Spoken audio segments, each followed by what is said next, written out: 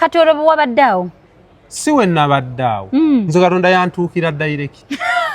namulabako afaanana atya Katonda bujuzi muyi bwafaanana yasooka kumbiipinga ati ayina essimu ali ku layini ki nenamba yajja nga mazima sikitegeera nga yeetabise yakubira ku ssimu yeeyo nga wandisoose 0 musanvu neguddako naye nga musanvu gwe gusoose 0 neddako ate neddayo ku 0 musanvu mugamba Pastor Ida tafunyewo musika nnyumiza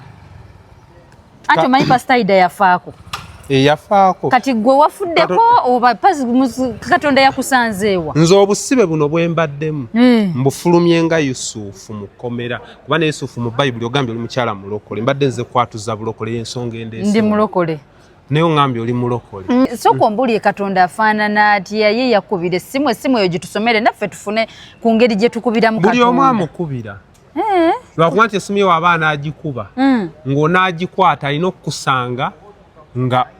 tolina bikututte bitudde mundaayo